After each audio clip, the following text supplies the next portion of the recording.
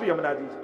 તો સંયોગાત્મક સિદ્ધિ બતાવતા પહેલી સિદ્ધિ શ્રી યમુનાજી દાન કરે છે ભક્તને. તમે યમુનાષ્ટકનો પાઠ કરો, શ્રી યમુનાજીની કૃપા તમારા ઉપર થાય તો આ 8 પ્રકારની સિદ્ધિ તમને મળે. પહેલી સિદ્ધિ કઈ? અલૌકિક સાક્ષાત ભગવત સેવો ઉપયોગી દેહની પ્રાપ્તિ યમુનાજી તમને કરાવે. અલૌકિક દેહ પ્રાપ્ત થાય, જેમાં દેહના જે વિકારો છે એ વિકારો ભગવત સેવામાં બંધન રૂપ ન થાય એવો અલૌકિક દેહ તમને મળે. અને એટલા માટે ઘણીવાર દેહના પ્રતિબંધો આવે, બને તો યમુનાષ્ટકનો પાઠ કરવો, 41 પદના પાઠ કરવા. શ્રી યમુનાજીની કૃપાથી તમારા દેહના બંધનો કમથી કમ સેવા કરતા હશો ત્યારે તો નહીં જ નડે. અને ઘણા વૈષ્ણવને આપણે એવા જોઈએ છે કે બહાર દેખાતું ન હોય, ચાલી ન શકતા હોય, પણ સેવામાં જાય દોડવા લાગે, દેખાવા લાગે, બધું થાય, બહુ સહજ થઈ જાય. પાછા લૌકિકમાં આવે તો પાછું બધું બંધનનું થઈ જાય. યમુનાજી કૃપા કરે છે. સૌથી પહેલી સિદ્ધિ કઈ? આવા અલૌકિક દેહની પ્રાપ્તિ જીવને થાય. બીજી સિદ્ધિ આજ્ઞા કરતા કહ્યું ભગવદ લીલાનું અવલોકન પ્રાપ્ત થાય. આજ આંખે પ્રગટ ભગવદ લીલાના દર્શન યમુનાજીની કૃપાથી થાય. જો આ તો પુષ્ટિ માર્ગ છે, આ કોઈ પેલો ધ્યાન માર્ગ કે યોગ માર્ગ તો છે નહીં કે આંખો બંધ કરીને જ જોવું. પુષ્ટિ માર્ગની શરત એ જ છે પ્રભુ સાથે ભક્તની કે મારે તો આ જ આંખે આપને જોવા છે. અહીંયા પુષ્ટિ માર્ગમાં ઉદ્ધારના વાયદા નથી કે મર્યા પછી આ લોક મળશે, ના નિકુંજ મળશે, ના અહીંયા જશો. જો મર્યા પછી જ મળવાનું હોય તો ભગવાન મેળવવાનો સૌથી સહેલો રસ્તો મરી જાઓ. સૌથી સહેલો રસ્તો એ જ ભગવાન મેળવવાનો. તો મરીને ક્યાં ભગવાન પાસે જવું છે? આપણે તો જીતા જીવંત આ જ દેહથી, આ જ આંખે મારે ઠાકોરજીના દર્શન કરવા છે. મારે તો આ જ હાથે એને ગોદમાં લેવો છે. મારે જ આ જીવાથી એની સુધારના અનુભવ કરવા છે. આ જ કર્ણથી એની વેણુનો નાદ સાંભળવો છે. આપણે તો આ જ ઇન્દ્રિયોને અલૌકિક બનાવી અને આ જ ઇન્દ્રિયોથી એનો અનુભવ શબ્દ, સ્પર્શ, રૂપ, રસ, ગંધ આ પાંચે રીતે ભગવાનને માણવા છે. આ પુષ્ટિ માર્ગની ફલશ્રુતિ છે. મર્યા પછી ક્યાંક પહોંચો એ પુષ્ટિ માર્ગનું ફલ નથી. જીતા જીવંત આ જ દેહથી ભગવદ રસનો અનુભવ કરી લેવો એ જ પુષ્ટિ માર્ગનું ફલ છે. અને એ ફલ માટે આ અલૌકિક નેત્રોનું દાન શ્રી યમુનાજી કરે, જેનાથી ભગવદ લીલાના દર્શન થાય. કિશોરીબાઈ પર કેવી કૃપા યમુનાજીએ કરી એની કથા આપણે બધા જ જાણીએ છીએ, તેમાં નથી જતો, પણ તનુ નવત્વ અને અલૌકિક સામર્થ્ય યમુનાજી આપે છે. ત્રીજી સિદ્ધિ બતાવતા શ્રી યમુનાજીને કહી કે ભગવદ લીલાનો અનુભવ યમુનાજી કરાવે. આ ત્રીજી સિદ્ધિ. પેલામાં નેત્રોથી દર્શન, અને હવે ત્રીજી સિદ્ધિમાં આજ્ઞા કરતા કહ્યું કે કેવલ દર્શન નહીં પણ તમારો ભગવદ લીલામાં પ્રવેશ યમુનાજી કરાવે. કેવલ રાસલીલાના દર્શન નહીં પણ રાસલીલાનું તમે અંગ બની જાઓ એવી કૃપા શ્રી યમુનાજી કરે છે. અને એટલે તો ભાગવતજીમાં પણ બહુ સુંદર ચર્ચા આવી. જ્યારે કાત્યાયની વ્રત ગોપીજનોએ કર્યું એટલે ત્યારે ભાગવતજીમાં સુખદેવજી ગોપિકા શબ્દનો પ્રયોગ કરે છે કે આ ગોપિકાઓ કાત્યાયની વ્રત કરી રહી છે. પણ જ્યારે ચીરહરણ લીલાનો પ્રસંગ આવ્યો અને એ ગોપિકાઓએ યમુનાજીમાં પ્રવેશ કર્યો ત્યારે સુખદેવજી ગોપિકાઓને વ્રજાંગના શબ્દથી સંબોધિત કરે છે. આ વ્રજાંગનાઓ છે. કેમ વ્રજાંગના? કારણ કે ગોપીમાંથી વ્રજાંગના બની તો હવે રાસલીલાનો અધિકાર એને મળશે. તો કે ગોપીમાંથી વ્રજાંગના એટલે શું? તો કે ગોપી હતી, યમુનાજીમાં પ્રવેશ કર્યો એટલે યમુનાજીનું એક નામ છે વ્રજા, અને યમુનાજીમાં પ્રવેશ કર્યો એટલે વ્રજાંગના થઈ ગઈ. એટલે કે યમુનાજીએ એમનો અંગીકાર કરી એમને પોતાના અંગરૂપ બનાવી દીધા. એટલે કે દરેક ગોપીના હૃદયમાં હવે યમુનાજી બિરાજમાન થઈ ગયા. એટલે હવે ગોપીઓને રાસનો આનંદ મળશે. જ્યાં સુધી યમુનાજીએ પ્રવેશ નહોતો કર્યો, યમુનાજીના અંગરૂપ નહોતા બન્યા. કારણ કે આ તો પુષ્ટિ માર્ગ છે. મર્યાદા માર્ગમાં સ્વીકાર હોય અને પુષ્ટિ માર્ગમાં અંગીકાર હોય. જેમ તમને કોઈ હાથમાં પેંડો આપે તમે સ્વીકાર કરો, પણ જરૂરી નથી કે તમે ખાઓ, કોઈને આપી પણ દો, ફેંકી પણ દો, મૂકી પણ દો. સ્વીકારમાં બધી સંભાવના થાય, પણ એ જ પેંડો મુખમાં મૂકી દીધો તો એ તમારા અંગરૂપ બની ગયો. આને કહેવાય અંગીકાર. અંગરૂપ થઈ જવું, તદરૂપ થઈ જવું. અને જ્યારે યમુનાજીમાં ગોપીજનો પધાર્યા એટલે વ્રજાંગના બન્યા. હવે એમને રાસનો અધિકાર. તો યમુનાજીની ચોથી સિદ્ધિ બતાવતા કહ્યું, ત્રીજી સિદ્ધિ ભગવદ લીલાનો અનુભવ યમુનાજી કરાવે, એ સ્વયં ભગવદ લીલામાં પ્રવેશ કરાવે. હેત કરી દેત શ્રી યમને વાસ કુંજે और रूप देत आप जैसी. 41 પદમાં તો ઘણી ચર્ચા કરી શકાય કે યમુનાજી કેવી કૃપા ભક્તો ઉપર કરે છે. આમ ત્રીજી સિદ્ધિ ભગવદ લીલાનો અનુભવ. ચોથી સિદ્ધિ યમુનાજીની છે સંયોગાત્મક 4 સિદ્ધિમાં ચોથી સિદ્ધિ બતાવતા કહ્યું સર્વાત્મ ભાવની સિદ્ધિ યમુનાજી કરાવે. ઠાકોરજીમાં સર્વાત્મ ભાવ સિદ્ધ થાય. સર્વાત્મ ભાવ એટલે મર્યાદા માર્ગી સર્વાત્મ ભાવ અને પુષ્ટિ માર્ગી સર્વાત્મ ભાવ, આ બંનેમાં ફરક છે. મર્યાદા માર્ગી સર્વાત્મ ભાવ એટલે સર્વમાં આત્મભાવ થવો, એક જ આત્મા સર્વમાં વ્યાપ્ત છે એ અનુભવ થવો, એ મર્યાદા માર્ગી સર્વાત્મ ભાવ છે કે દરેકમાં એક આત્મા દેખાય. પણ પુષ્ટિ માર્ગી સર્વાત્મ ભાવ એટલે સર્વ ભાવો આત્મા પરક પરમાત્મા પરક થવા, એ પુષ્ટિ માર્ગી સર્વાત્મ ભાવ છે. સર્વદા સર્વભાવે ન ભજનીય વ્રજાદિપ સસ્યાયમેવ ધર્મો હિ નાન્ય ક્વાપી કદાચ. ઘણી ઘણી યમનાષ્ટકમાં અદ્ભુત ચર્ચાઓ સર્વાત્મ ભાવ આદિની આવી. તો સર્વાત્મ ભાવની સિદ્ધિ શ્રી યમુનાજીની કૃપાથી થાય. સર્વ ભાવો પ્રભુ પરક થઈ જાય. તો આ 4 સંયોગાત્મક સિદ્ધિઓ છે અને 4 વિપ્રયોગાત્મક સિદ્ધિની ચર્ચા કરી. જેમ વિરહ અવસ્થામાં ભગવદ આવેશવાળા દેહની પ્રાપ્તિ યમુનાજી કરાવે, દિવ્ય ચક્ષુ આપે જેથી અંતરાત્મામાં જ સર્વ ભગવદ લીલાઓના દર્શન થવા લાગે આ વિરહ અવસ્થામાં. ત્રીજું કહ્યું પ્રભુના ભાવાત્મક સ્વરૂપ વડે ભાવાત્મક રસાનુભવ શ્રી યમુનાજીની કૃપાથી થાય. અને 8મી સિદ્ધિ વિરહાત્મક કહી, વિરહ થતા સર્વત્ર ભગવત દર્શન થવા લાગે. આમ 8 સિદ્ધિ શ્રી યમુનાજી આપે છે. તો એવા શ્રી યમુનાજીને હું નમન કરું છું. નમામિ યમુનામહં સકલ સિદ્ધિ હેતુમ મુદા મુરારી પદ પંકજ સ્ફુરદ મંદ રેણુત્કટા. શ્રી યમુનાજી કેવા છે? અમંદ રેણુ ઉત્કટામ. યમુનાજીમાં કેવલ જલ જ નથી, પણ જલ કરતા પણ રજ અધિક છે. યમુનાજીની સ્તુતિમાં આપણે ગાઈએ છીએ ને, શ્રી ઠાકોરજીના ચરણની રજ જ્યાં જલ કરતા પણ અધિક છે. સ્ફુરદ અમંદ રેણુ ઉત્કટામ. અને એટલા માટે યમુનાજી કેવલ યમુના જલમાં જ નથી, પણ યમુનાજીના તટમાં રહેલી રજમાં પણ યમુનાજી છે. અને પ્રાચીન કાળમાં વાર્તા સાહિત્યમાં તમે જુઓ તો ક્યાંય યમુનાજીના જલના લોટીજી પધરાવ્યા હોય સેવામાં, એવો જલ્દી ઉલ્લેખ નથી મળતો. પ્રાય ગુસાઈજી જેને પણ પધરાયા એમને યમુનાજીના તટની રજ સેવામાં પધરાવ્યા. એ રજમાં પણ શ્રી યમુનાજી પ્રગટ રૂપે બિરાજમાન છે. એ રજની પણ ઘણી મહત્તા આપણે ત્યાં કહી છે, હમણાં એનો વિસ્તારનો સમય નથી. તો ત્યાં કહ્યું રેણુ ઉત્કટામ તટસ્થ નવકાનન પ્રકટ મોદ પુષ્પાંગના. તટમાં ઉગેલા નવકાનન નવીન વનો અને એમાં ઉગેલા વૃક્ષો અને એમાંથી જ્યારે પુષ્પો ખરતા હોય ત્યારે યમુનાજીનું પૂજન કરતા હોય એવું દ્રશ્ય લાગે. કહ્યું સુરાસુર સુપૂજિત સ્મરપિતુ શ્રીયમ બિભ્રતિ. સુર અને અસુર દ્વારા પૂજિત છો. ટીકામાં આચાર્ય કહ્યું કે સુર કોણ ને અસુર કોણ? 2 પ્રકારના ગોપીજનો વ્રજમાં છે. એક માન ભાવવાળા ગોપીજનો અને બીજા છે દૈન્ય ભાવવાળા ગોપીજનો. અન્ય પૂર્વા અનન્ય પૂર્વા બંને પ્રકારના ગોપીજનો છે વ્રજમાં. તો અહીંયા આચાર્યો સુર અને અસુર એની વ્યાખ્યા એમ નથી કહેતા કે દેવતાઓ અને અસુરો. ટીકામાં આચાર્યો કહે છે સુર ભાવ છે અને અસુર ભાવ છે.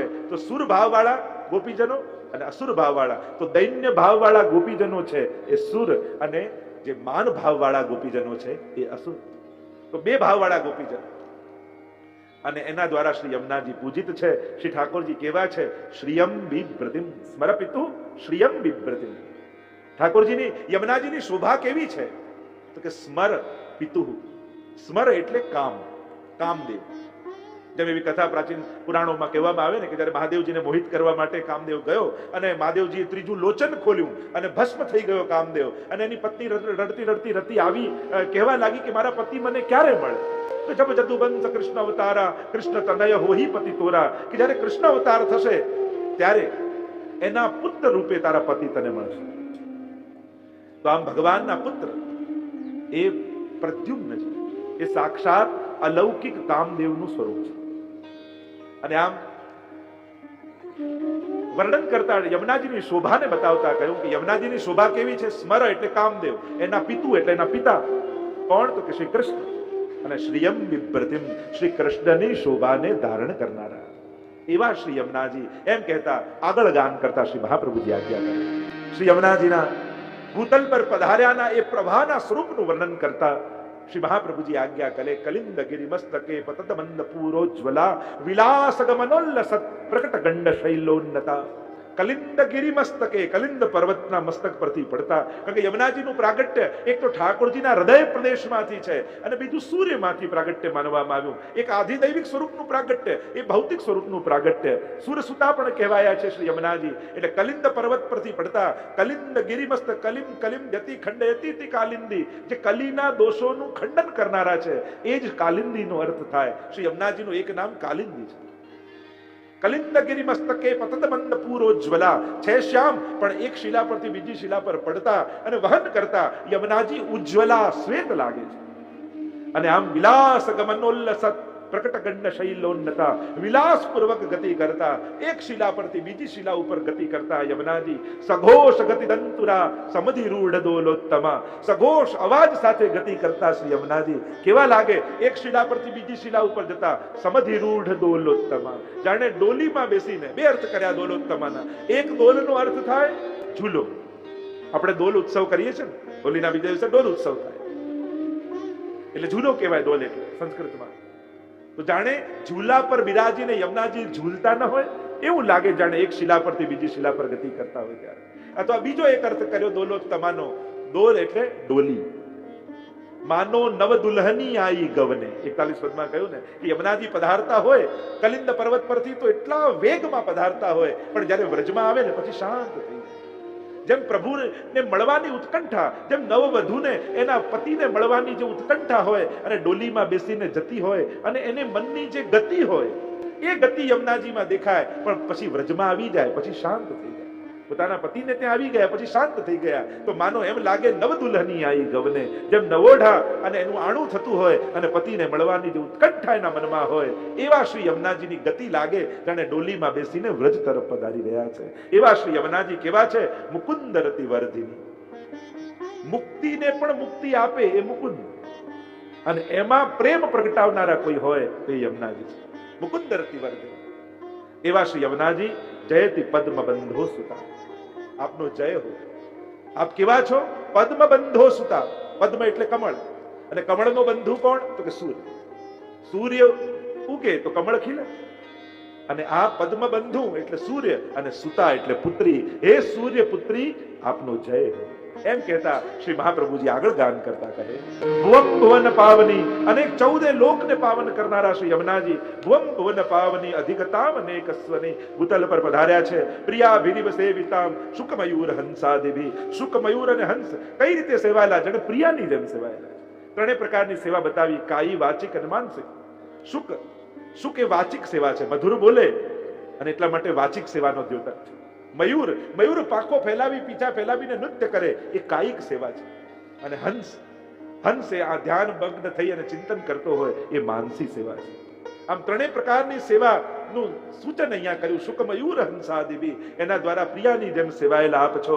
તરંગ ભુજકંકણ પ્રકટ મુક્તિકા વાલુકા. અને જે તરંગો છે એ બીજું કાંઈ નહીં, મહાપ્રભુજી કે યમુનાજીની ભુજાઓ છે, અને એમાં ચળકતા રજકણો એ બીજું કાંઈ નહીં, એ ભુજામાં પહેરેલા યમુનાજી જે કંકણો છે એના મુક્તિકા, પ્રકટ મુક્તિકા વાલુકા, જાણે એના મોતીઓ ચળકી રહ્યા છે એવા દર્શન મહાપ્રભુજીને થાય છે. નિતંબ તટ સુંદરી નમત કૃષ્ણ તુર્ય પ્રિયામ. આપના જે ઘાટ છે, આપના જે તટ છે એ આપનો કટી પ્રદેશ છે, અને નમત કૃષ્ણ તુર્ય પ્રિયામ. આમ શ્રી યમુનાજી કેવા છે કે ઠાકોરજીના ચતુર્થ પ્રિયાને નમન કરો. એમ કહેતા મહાપ્રભુજી આગળ ગાન કરતા કહે, 6 ગુણ જે ઠાકોરજીમાં બિરાજમાન છે, 6 ગુણ જે મહાપ્રભુજીમાં બિરાજમાન છે, એ જ ઐશ્વર્ય, વીર્ય, શ્રી જ્ઞાન, વૈરાગ્ય એ યમુનાજીમાં પણ બિરાજમાન છે. એમ ટીકામાં અહીંયા આચાર્યો સમજાવે છે. યમુનાજીમાં 6 ગુણ બિરાજમાન છે, અને એના લક્ષણો અહીંયા બતાવ્યા. અનંત ગુણ ભૂષિતે, આ ઐશ્વર્ય ગુણ છે. આપ અનેક ગુણોથી ભૂષિત છો. શેષ સહસ્ત્રમુખ નિષદિન ગાવત, તોહુ પાર ન પાવત તાહી પાવો. એવા શ્રી યમુનાજી છે, અનેક ગુણોથી સુશોભિત. થોડા ગુણ હોય તો એક જીવાથી ગવાય, પણ આ તો ગુણ જ એટલા છે કે સહસ્ત્ર રસના ક્યો ન દઈ વિધાતા. મને હજારો જીવા કેમ ના આપી જેથી હું યમુનાજીના ગુણગાન કરી શકું. 41 પદમાં તો ઘણું ગાયું છે. અનંત ગુણોથી ભૂષિત શિવ વિરંચિતે વસ્તુતે. શિવજી અને બ્રહ્માજી દ્વારા સ્તુતિ ગવાયેલી આપની છે. ઘના ઘન નિભે સદા. એક જે વરસવા વાળા વાદળ હોય એવી શોભાને આપ ધારણ કરનારા છો. ધ્રુવ પરાશરા અભિષ્ટ દે.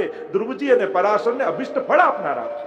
આપણે એમ માનીએ કે ધ્રુવજીએ તપ કર્યું ને એમને ભગવાન મળી ગયા. મહાપ્રભુજી કે તપ તો ઘણા કરે છે, ક્યાં બધાને પ્રભુ મળે છે? આ તો તપ કર્યું એ તો ઠીક, પણ નિત્ય યમુનાજીના પાન કર્યા ને એટલે ઠાકોરજીએ વહેલી કૃપા ધ્રુવજી પર કરી. ધ્રુવજીને અભિષ્ટ ફળ શ્રી યમુનાજીની કૃપાથી મળ્યું છે. પરાશર મુનિ એટલે વ્યાસજીના પિતા. સાયંકાલનો સમય હતો, મત્સ્ય ગંધા ન કરવાનું કૃત્ય થયું તો કોઈ અસુર પેદા થવો જોઈએ, પણ એની જગ્યાએ ભગવાનના જ્ઞાન અવતાર એવા વ્યાસજી પ્રગટ થયા. આ યમુનાજીનો કાંટો હતો એટલા માટે પરાશર ઉપર કૃપા થઈ અને અસુરની જગ્યાએ ભગવાનના જ્ઞાન અવતાર એવા વ્યાસજીની પુત્ર રૂપે પરાશરને પ્રાપ્તિ થઈ. આ યમુનાજીની કૃપાને કારણે. એમ ધ્રુવજી અને પરાશર મુનિને અભિષ્ટ ફળ આપનારા શ્રી યમુનાજી છે. અને એટલે કહ્યું વિશુદ્ધ મથુરા તટે સકલ ગોપ ગોપી વૃતે. સપ્તમી છે એટલે વિશુદ્ધ મથુરા તટે, અહીંયા વચન પૂરું થઈ ગયું. અને સકલ ગોપ ગોપી વૃતે એ જુદું પદ છે. તો વિશુદ્ધ મથુરાજીનો તટ શ્રી યમુનાજીના કાંઠે વિશુદ્ધ મથુરાજી બિરાજમાન છે. ગોકુલમાં સકલ ગોપ ગોપી વૃતે, સકલ ગોપ ગોપીઓથી આવૃત શ્રી યમુનાજી છે. કૃપા જલધિ સંશ્રિતે મમ મનઃ સુખમ ભાવય. કૃપા જલધિ, કૃપા સાગરને જે જઈને મળે છે એવા યમુનાજી મારા મનને સુખ થાય એમ કરો, એવા શ્રી યમુનાજીને વિનંતી કરી છે. અને આ પંક્તિ તો બહુ પ્રસિદ્ધ, કિશોરી બાઈએ આ અડધો શ્લોક ગાઈને પણ યમુનાજીની કૃપાની પ્રાપ્તિ કરી લીધી હતી. તો વિચાર કરો, અડધો શ્લોક ગાના પર યમુનાજી આવી કૃપા કરતા હોય તો જે આખા યમુનાષ્ટકનો પાઠ કરે એના પર યમુનાજી કેવી કૃપા નહીં કરે. અને એટલા માટે હે વૈષ્ણવો, નિત્ય યમુનાષ્ટકનો પાઠ કરજો. અને આગળ આજ્ઞા કરતા શ્રી મહાપ્રભુજી કહે, યયા ચરણ પદ્મજા મુરહિપો પ્રિયમ ભાવુકા. પ્રભુ આપના સંગમથી એ પદ્મજા, એ ગંગાજી, અને જ્યારે આપણી સાથે સમાગમ થયો તો એ પણ સકલ સિદ્ધિઓના દાત્રી બન્યા છે. સમાગમન તો ભવત સકલ સિદ્ધિદા સેવતામ તયા સદૃશતામ્યાત. આપની સરખામણી કોની સાથે કરી શકું? એ લક્ષ્મીજીના સપત્ની, આપની સરખામણી તો કોઈની સાથે થાય એમ નથી. કારણ કે હરિપ્રિય કલિંદયા મનસી મે સદા સ્થિતામ. હે હરિની પ્રિયા, હે કાલિંદી, સદાય મારા મનમાં સ્થિર થાવ, એમ કહેતા મહાપ્રભુજી આગળ ગાન કરતા કહે, નમોસ્તુ યમને સદા. એ યમુનાજી આપને સદાય નમન હો. આપ કેવા છો? નમોસ્તુ યમને સદા તવ ચરિત્રમત્યદ્ભુતમ. આપનું ચરિત્ર તો અતિ અદ્ભુત છે. અદ્ભુતતા શું છે? ટીકામાં આચાર્યો કહે, અસાધનમ સાધનમ કરોતિ ઇતિ અદ્ભુતમ. અસાધનને પણ તે સાધન માનીને સ્વીકારી લે એને કહેવાય અદ્ભુત ચરિત્ર. શિશુપાલે 100 ગાળો ભગવાનને આપી. ભગવાને એમ વિચાર કર્યો, અરે તે મને 100 વાર યાદ કર્યો, લાવ તારો ઉદ્ધાર કર્યો. આ અદ્ભુતતા કહેવાય. બાકી ક્યાં એવું સાંભળ્યું કે ભગવાનને 100 વાર અપશબ્દ બોલો તો ભગવાન કૃપા કરે, ઉદ્ધાર કરે? તો પછી 1008 નામની જગ્યાએ પછી 1008 આ છપાય. ક્યાં એવું સાંભળ્યું? પણ આ અદ્ભુતતા. અજાણે અધર્મી નાહી ગયો તો એ માએ કર્યો ઉદ્ધાર. અરે કોઈ કેવલ નાહવા માટે, કોઈને તરસ લાગી હોય અને જલપાન કરવા માટે પાન કરી લે તો યમુનાજી એમ વિચાર કરે કે તે મારું પાન કર્યા છે, તને હવે એમ યાદ નહીં થાય. આ અદ્ભુતતા કે જીવે વિચાર્યું ન હોય ને ભગવાને સ્વીકારી લે, એનું નામ અદ્ભુતતા. આપણે કાંઈ કરવાનું વિચાર્યું ન હોય, કલ્પના ન હોય, અને છતાંય એમ કહેતા ને કે એક વ્યક્તિ એના પ્રેમિકા સાથે મંદિરની પાછળની દિવાલમાં બેઠો હતો ને એને પાન ખવડાવવા ચૂનો લગાવતો હતો પાનમાં, અને પાનમાં ચૂનો લગાડ્યો, થોડો બચ્યો, મંદિરમાં તિરાડ હતી એમાં ચૂનો ભર્યો તોય ભગવાને ઉદ્ધાર કરી દીધો. આ અદ્ભુતતા કહેવાય કે એને વિચાર્યું ન હોય ને ભગવાન સ્વીકાર્યું. તવ ચરિત્રમત્યદ્ભુતમ ન જાતુ યમયાતના ભવતિ તે પયપાનત. અને જે આપનું પાન કરે એને ક્યારેય યમયાતના થતી. આ સ્વયં મહાપ્રભુજીનું વચન છે. યમના પાનનું આ ફલશ્રુતિ છે. ન જાતુ યમયાતના ભવતિ તે, કારણ કે આ જલના પાન નથી, પય પાન. એમ પય એટલે દૂધ. કારણ કે જે યમના પાન કરે, યમુનાજી એમ ન માને કે આને મારા જલના પાન કર્યા. યમુનાજી તો તમને એ રીતે જ પીવડાવે જેમ એક માં પોતાનું દૂધ પોતાના બાળકને પીવડાવતી. પીનારનો ભાવ કદાચ જુદો હોઈ શકે, પણ પીવડાવનારનો ભાવ ક્યારે નાનો નથી હોતો. ક્યારે માં બાળકને દૂધ પીવડાવતા એમ વિચાર ખવડાવે કે હું મોટી થઉં પછી મને પનીર ખવડાવશે, પછી મને ટેસ્ટમાં રાખશે અને મને મોજ કરાવશે, એવું વિચાર કરીને કોઈ માં પોતાના બાળકનું લાલન પાલન કરે છે? ક્યારે નહીં. એ તો એના માતૃત્વનો આનંદ માણતા માણતા પાલન કરતી હોય છે. એમ ભગવાન જ્યારે પણ તમને આપે ને ત્યારે ક્યારે એટલા માટે નથી આપતા કે યાદ રાખે કે આય મને એક દિવસે આપશે. એ તો પોતાની ભગવત્તાનો આનંદ લેવા માટે કૃપા કરતો હોય છે. એ ક્યારે વ્યવહારનો વિચાર કરીને ઉપકાર નથી કરતો, એ પોતાના નિજાનંદમાં. કારણ કે ભગવાનને સૌથી વધારે આનંદ ક્યારે આવે? જ્યારે એના ભક્તના ચહેરા પર સ્મિત ભગવાન જુએ. ત્યારે ભક્તને હસતો અને પ્રસન્ન જુએ ને ભગવાનને સૌથી વધારે આનંદ ત્યારે આવે. અને ભગવાન પોતાની ભગવત્તાનો આનંદ માણવા માટે ભક્તને આપતો હોય છે. એ વ્યવહાર અને ઉપકાર કરવા માટે નહીં કે મેં કર્યું તો આ કરશે. આ તો સંસાર કહેવાય અને ભગવાન સંસારી નથી. અને એટલા માટે યમુનાજી કૃપા કરે. જ્યારે જલપાન કરે ભલે ને એ તરસ छिपाવવા કર્યું હોય, પણ યમુનાજી તો પોતાના પયની જેમ એને પીવડાવે, દૂધની જેમ પીવડાવે. ન જાતુ યમ યાતના ભવતિ તે પયપાનત યમોપી ભગિની સુતાન કતમુહંતિ દુષ્ટાનપી. અને પયપાન કરે તો બાળક કહેવાય, અને યમુનાજીનું બાળક થાય તો યમ પણ એના મામા થઈ જાય. અને યમુનાના ભાઈ છે યમ ઉના. એટલે તો આપણે યમ દ્વિતીયાના દિવસે સ્નાન કરવા જાય છે લોકો, કારણ કે એવી કથા યમ દ્વિતીયાની છે ને ભાઈ બીજની, કે આજના દિવસે જે મારામાં સ્નાન કરશે ને યમ યાતના નહીં લાગે.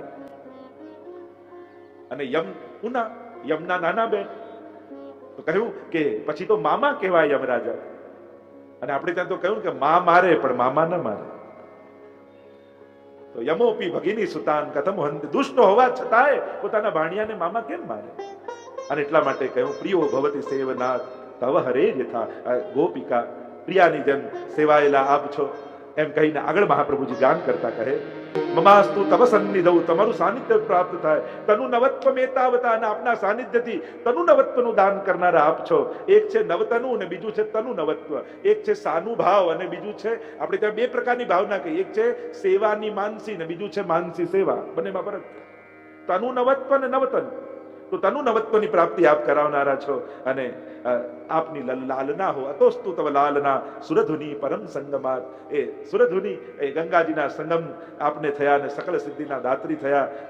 અને કહ્યું સુરધુની પરમ સંગમાં તવૈવ ભુવિ કીર્તિતા નતુ કદાપી પુષ્ટિ સ્થિતૈ. અને આપના સંગમને કારણે ગંગાજી પણ પુષ્ટિમાં સ્વીકૃત થયા, સિદ્ધિને આપનારા થયા. પણ આપના સંગમ વગર તો ક્યારે ન થાત. એમ કહીને આગળ મહાપ્રભુજી આજ્ઞા કરતા કહે સ્તુતિ તવ કરોતિ કહ. આપની સ્તુતિ કોણ કરી શકે? કમલજા સપત્ની પ્રિય. હે લક્ષ્મીના સપત્ની, હે પ્રિયા, આપની સ્તુતિ કોણ કરી શકે? હરે યદનુ સેવયા ભવતી સૌખ્યમાં મોક્ષત. પ્રભુની સાથે ભજવાથી મોક્ષ સુધીનો અધિકાર. લક્ષ્મીજી પ્રભુ નારાયણની સેવા કરો તો મોક્ષ સુધીની પ્રાપ્તિ થાય. પણ ઇયમ તવ કથાધિકા. આપની કથા તો અધિક છે. આપની સેવાથી તો કંઈક અધિકની પ્રાપ્તિ થાય છે. સકલ ગોપિકા સંગમ સ્મર શ્રમ જલાણુભી સકલ ગાત્ર જય સંગમ. આપના સંગમથી શું થાય? તો કે રોજ ઠાકોરજી રાસ કરી અને એમને જ્યારે રાસ કરીને શ્રમિત થાય ત્યારે ગોપીજનો સાથે યમુનાજીમાં પધારે. અને યમુનાજીમાં પધારે ત્યારે પ્રભુના મસ્તક ઉપર શ્રમબિંદુ પ્રગટ થયા હોય. અને પ્રભુ તો રસોમયી સહ છે. રસ સિવાય પ્રભુમાં બીજું કંઈ છે જ નહીં. આનંદ સિવાય બીજું પ્રભુમાં કંઈ છે જ નહીં.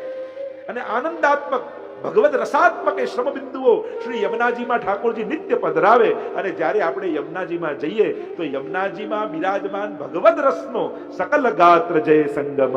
રૂવાડા સાથે આપણો સંગમ થાય. એવી યમુનાજીની કથા કંઈક અધિક છે, કંઈક વિશેષ છે. એમ કહેતા છેલ્લે મહાપ્રભુજી 9મા શ્લોકમાં આ યમુનાષ્ટકની ફલશ્રુતિ ગાન કરતા આજ્ઞા કરે. ફલશ્રુતિ બતાવી 9મા શ્લોકમાં તવાષ્ટકમિદમ મુદા પઠતિ સૂર સૂતે સદા.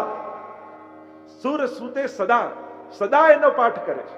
ઘણી વાર લોકો પૂછે રાતના યમુનાષ્ટક કરાય, બપોરે યમુનાષ્ટક કરાય, ત્યાં યમુનાજીની આરતી થઈ ગયા પછી યમુનાષ્ટક કરાય. પઠતિ સૂર સૂતે સદા. છોડવું હોય તો પૂછવું, કરવામાં પૂછવાની જરૂર જ નથી. તસ્માત સર્વાત્મના નિત્યમ શ્રી કૃષ્ણ શરણમ મમ વદદ્ભિરેવ સતતમ. મહાપ્રભુજીની આજ્ઞા છે સતત કરતા જ રહેવું. મહાપ્રભુજી કહે છે કે ગાયના શીંગડા પર રાઈનો દાણો જેટલી વાર રહે એટલી વાર પણ જો ભગવાન ભૂલાય તો કલયુગ પ્રવેશ કરી જાય. એટલા માટે સ્તોત્ર પાઠ આદિ કદાચ યાદ ન રહે પણ ભગવાનને નહીં ભૂલે. સતત સ્મરણ એનું ચાલતું રહેવું છે. તવાષ્ટકમિદમ મુદા પઠતિ સૂર સૂતે સદા. 5 ફળ બતાવ્યા. સમસ્ત દુરિત ક્ષયો. સમસ્ત પાપોનો નાશ થાય. પાપ કૃપાને આડે નથી આવતા, પાપ આપણા સાધનને આડે આવે. કોઈ પાપ કૃપા કરતા ભગવાનને રોકી શકતું નથી. પણ આપણા પાપો આપણને માળા ફેરવતા રોકી શકે, આપણને સેવા કરતા રોકી શકે. ક્યાંક આપણી સાધનને આડે આવી શકે આપણા પાપ. જો પુણ્યો કરવા હોય ને તો એ ગયા જન્મના પુણ્યો હોવા જોઈએ. કોઈ ધંધો કરે તો ધંધો કરવા થોડી મૂડી તો જોઈએ કે નહીં? થોડી ઘરની મૂડી કાઢો તો કંઈક નવું કમાવાય. એમ જેના જીવનમાં ભેગા થયેલા પુણ્યો હોય ને એ જ નવા પુણ્યો કરી શકે છે. આ સત્સંગમાં તમે મનોરથી થાઓ, કથા કરાવો, આ બધું કરાવો, એનું કારણ એ કે તમે પહેલા આ બધું કરી ચૂકેલા છો. આ બધા તમારા પુણ્યો ભેગા થયેલા છે, જેથી તમારા મનમાં મનોરથો જાગે છે કે આ કરીએ, આ કરીએ, આ કરીએ. આ એમને ઈચ્છાઓ ના આવે. 16 ગ્રંથ શું કરશે તમારા જીવનમાં? કામનાઓથી તમને ઉઠાડી અને ભાવનાઓ સુધી પહોંચાડી દેશે. અત્યારે આપણું જીવન કામનાઓમાં ગ્રસિત છે, કામનાઓમાં બંધાયેલા છીએ, અને એમાંથી કાઢી એ જ કામનાઓને ભાવનાઓમાં પરિણમિત કરી દેશે. પછી તો ભાવનાઓ જાગશે, કામનાઓ નહીં રહે. પછી તો આમ કરવું, ઠાકોરજીને આમ લાલ લડાવું, આવો મનોરથ કરવું. અને ભાવનાઓ બધાને આનંદ આપે, કામનાઓ એકને આનંદ આપે. જેની કામના હોય એને આનંદ આપે, પણ ભાવના કરીએ ને, એક હૃદયમાં જાગેલી ભાવના અનેકને આનંદ આપનારી છે. તો સમસ્ત દુરિતક્ષયો ભવતી વયમ કુંદે રતિ, ભગવાનમાં પરમ પ્રેમ જગાવે. તયા સકલ સિદ્ધયો, સકલ સિદ્ધિનું દાન ઠાકોરજી કરે. મુરરી પુષ્ટ સંતુષ્ટતિ, ઠાકોરજીને પ્રસન્નતાનું કારણ બને. તમે યમનાષ્ટક કરો ને ત્યારે ઠાકોરજી બહુ રાજી થાય, બહુ પ્રસન્ન થાય. પ્રભુને પ્રસન્નતા થાય છે યમનાષ્ટક કરે એમાં. અને સ્વભાવ વિજયો ભવે, સ્વભાવ પર વિજય થાય. અનેક અનેક અર્થો આચાર્યો ટીકામાં બતાવ્યા. જીવનો સ્વભાવ, કારણ કે જીવા સ્વભાવ તો દુષ્ટાહ દોષ ભાવાય સર્વદા. આગળ બાલબોધ આવશે ત્યાં મહાપ્રભુજી કહે આ જીવનો સ્વભાવ કેવો છે? દુષ્ટ છે. દુષ્ટ એટલે ઈષ્ટથી દૂર જનારો સ્વભાવ છે. ઈષ્ટથી દૂર એ જ દુષ્ટ. પોતાના કલ્યાણથી દૂર જાય એ દુષ્ટ. આવો સ્વભાવ છે માણસનો. કારણ કે માણસની તકલીફ એ છે, એને સુખ દેખાય છે, સુખ સમજાય છે, પણ કલ્યાણ શેમાં છે, હિત શેમાં છે, એ દેખાતું નથી ને સમજાતું નથી. આ જેનું સૌથી મોટું અજ્ઞાન છે. અને એટલા માટે જ યમનાષ્ટક પછી આ બધા ફળ બતાવ્યા ને, આગળ બાલબોધ આવશે. કારણ કે બાળકને યમુનાજીએ ભક્તિના પયપાન કરાવ્યા, પણ હવે બાળકને મોટો કરીને ચલાવવાનો છે ને. એટલે હવે યમુનાજીએ કૃપા કરીને પુષ્ટ કર્યો, પગ આયા, પણ ચાલીને ક્યાં જવું એ સમજે તો જોઈએ કે નહીં. અને એટલા માટે મહાપ્રભુજીએ બાલબોધ ગ્રંથ રચ્યો. કારણ કે હવે ચાલતો થઈ ગયો જીવ, પણ ચાલીને જાય એના ઓપ્શન ઘણા છે. દુનિયાના ઘણા દરવાજાઓ ખુલ્લા છે ને ઘણા ઉભા રહીને બોલાવે, અહીંયા આવો, અહીંયા આવો, અમે આપી દઈશું, અમે તમારું ભલું કરી દઈશું, અમે તમારો ઉદ્ધાર કરી દઈશું. અને જીવ જો લલચાઈ ગયો અને ખોટા રસ્તે જતો રહ્યો તો પોતાનું અકલ્યાણ થઈ ગયું. અને એટલા માટે હવે બાલબોધમાં મહાપ્રભુજી સમજાવશે કે હવે તું ભક્તિના માર્ગમાં ચાલવા નીકળ્યો છું, પણ તારું ઈષ્ટ ક્યાં થશે, કોણ કોણ તને શું શું આપવા સમર્થ છે, એની કથા બાલબોધમાં આવશે. તો અહીંયા કહ્યું સ્વભાવ વિજયો ભવે. એક તો જીવનો સ્વભાવ સુધરે, બીજું ભગવાનનો સ્વભાવ બદલી નાખે યમુનાજી, જે મુક્તિ આપવામાં ઉદાર છે અને ભક્તિ આપવામાં કંજૂસ છે. આવો સ્વભાવ ભગવાનનો છે. પ્રભુ જલ્દી કોઈને ભક્તિ નથી આપતા, મુક્તિ છૂટતી આપે. યમુનાજીનું આરાધન કરો તો ઠાકોરજી ભક્તિના દાતા બની જાય. અનેક અનેક અર્થો. સ્વભાવ વિજયો ભવેત વદતિ વલ્લભ શ્રી હરે, એમ શ્રી વલ્લભ કહે છે. એમ કહી યમુનાષ્ટકને આપણે પૂર્ણ કરીએ. એવા શ્રી મહાપ્રભુજી રચિત શ્રી યમુનાષ્ટક સંપૂર્ણમ. બોલો શ્યામ સુંદર શ્રી યમને મહારાજ કી જય. શ્યામ સુંદર શ્રી યમને મહારાજ કી જય.